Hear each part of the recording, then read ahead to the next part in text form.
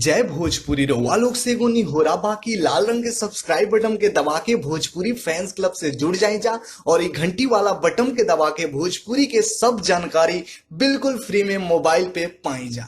रउआ सब भोजपुरिया श्रोतागण के हम जीजी तिवारी जी भोजपुरी फैंस क्लब के माध्यम से प्रणाम करल बने। आशा करता नहीं कि आप लोग बहुत बढ़िया हो। हम आप लोग के बीच में लेके हाजिर बने ब्रेकिंग न्यूज जौन की जुड़ल बड़े भोजपुरी के दबंग स्टार खेसारी लाल यादव जी के एगो नया गाना से आप लोग बतावल चाहता नहीं कि खेसारी लाल यादव जी के एगो नया गाना कल धमाका हुई। जी हाँ भैया, कल सुबह आप लोग के बीच में वीनस भोजपुरी यूट्यूब चैनल पे चुम्मा तोहरा मुंह के हमरा लाग गइल बा। जी हाँ भैया, चुम्मा तोहरा मुंह के हमरा लाग गइल बाटे जवन गाना कल सुबह वीनस भोजपुरी यूट्यूब चैनल पर रिलीज हो जाई। जौना गाना के अजीत हलचल जी लिखले बड़े, आर्या शर्मा जी म्यूजिक देले बड़े, जेकर पोस्टर सभी सोशल मीडिया पे खेसारी लाल यादव जी द्वारा शेयर कर गइल बा और बतावल गइल बा कि कल सुबह टाइम नहीं दियल गई कब बजे, सिर्फ कल सुबह लिखल गइल बा। और आप लोग से खेसारी लाल यादव जी कहले बड़े कि ब्लेसिंग मतलब आशीर्वाद आप लोग बना के राखी जा, जिससे हर गाना के प्यार आशीर्वाद देवे नहीं जा।